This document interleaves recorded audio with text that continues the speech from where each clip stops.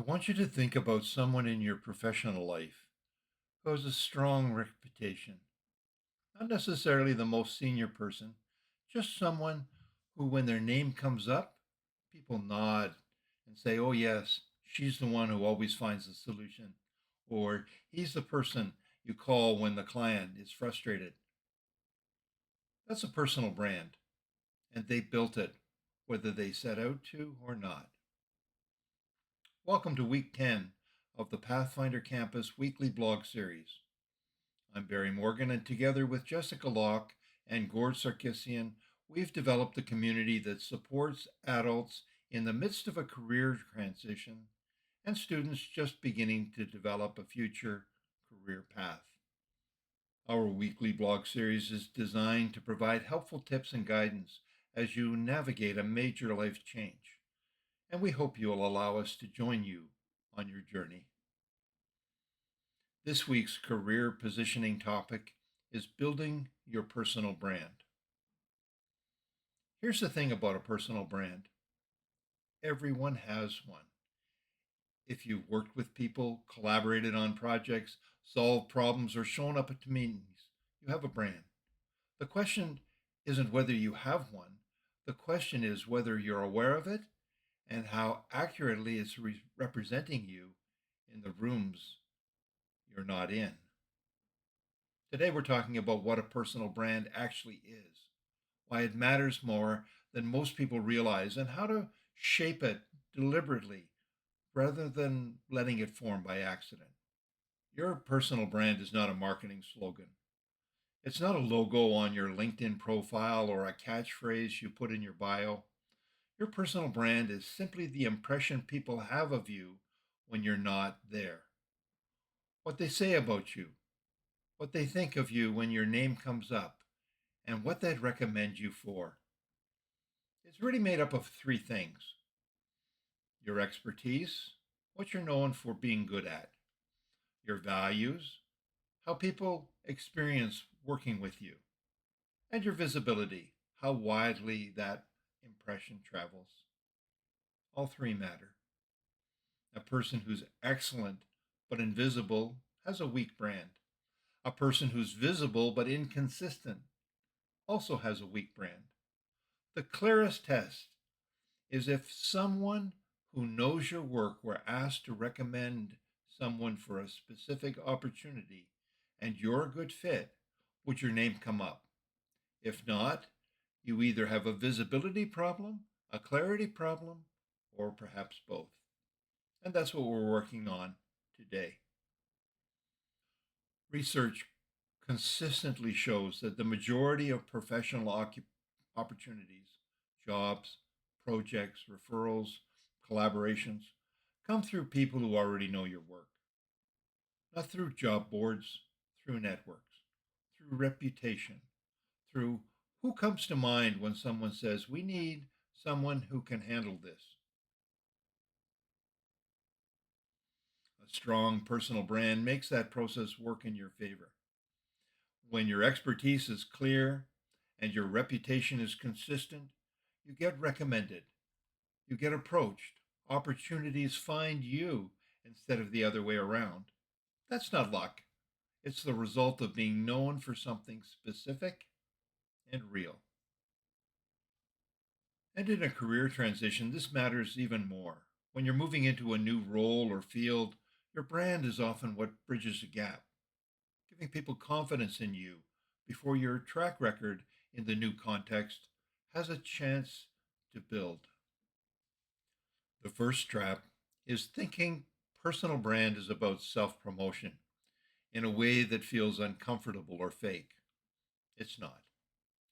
Strong personal brands are built through doing real work and letting it be visible, not through broadcasting empty claims. If the discomfort is about being seen doing good work, that's probably worth examining.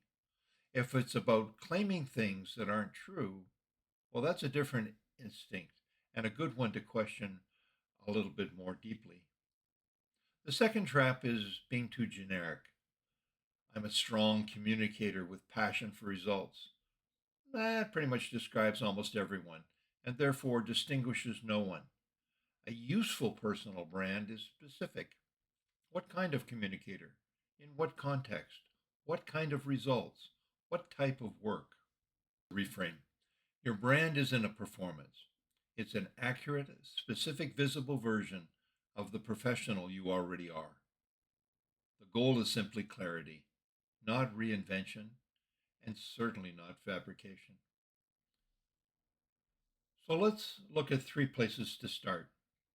First, find out what your brand actually is right now. Ask 3 to 5 people who know your work, colleagues, managers, clients, collaborators, to answer one question. When you think of my professional strengths, what comes to mind first? The pattern in those answers is your current brand. It may match what you thought, it may surprise you. Either way, it's a baseline. Second, get specific about what you want to be known for. Not in 5 years, right now, for the role or the opportunity you're actually targeting. What are the one or two things that, if people associated them clearly with you, would put you in the room for the right conversations? Write that down. That's your brand statement, even if it's just for your own clarity to start. And third, make your work more visible in small, consistent ways. You don't need a big platform. You need your work to reach the people who are making decisions that matter in your career. That might mean speaking up in a meeting, sharing a thought with your team, updating your LinkedIn, or asking for an introduction.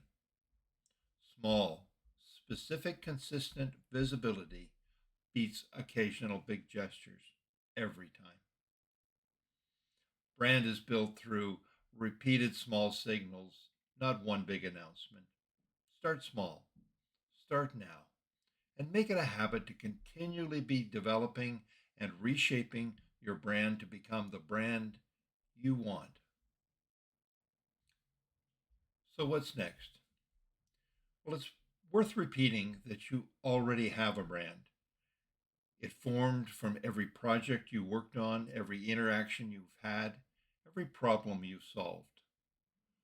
The work this week is simply to get clear on what it is and then take small, deliberate steps to make it more accurate, more visible, and more useful to your career.